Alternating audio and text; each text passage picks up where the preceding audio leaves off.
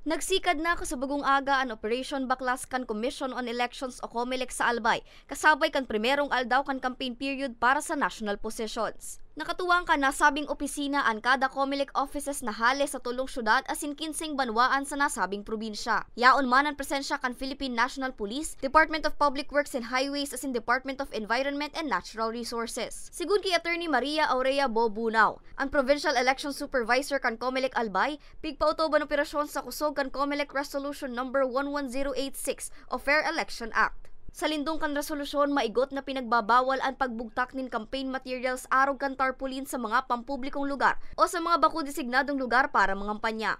Dahil po niya naaldaw, nagpuuna po ang national position na karampanyahan, ito po mga kandidato na. So nakapaloob na po sila sa regulasyon kang COMELEC. Kaya po nag-Operation Baklas kami, ang pinili mi lang po sa mga kandidato na, mga senators and party list na mga kandidato. Pagdudoon niya, bakusa na campaign materials kan national candidates ang sa indang babaklason. Sa Marso 28, pupuna naman ang Operation Baklas para sa local candidates, kung sa iyo naman ang puon kan local campaign period. Ang mga nag-file kan COC po, na dahil pa nagpuon ang kampanya, karampanyahan digdi sa lokal, dahil pa po sinda kandidato. So dahil pa po sinda under kang regulasyon, kang komisyon, kang COMELEC.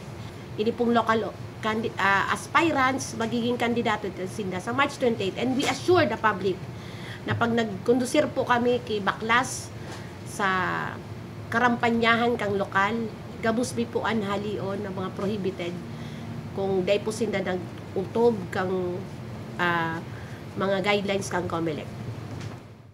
Maduraran Operation Baklas sa nasyonal asin lokal sundo sa Mayo 10. Mientras tanto, sa Huwebes, Pebrero 13, ilulunsar naman kan COMELEC ang Committee on Kontrabigay na nakatokang magbantay sa mga insidente nin vote buying. Para sa mga baretang Tatak Bicol, Angeline Dagta.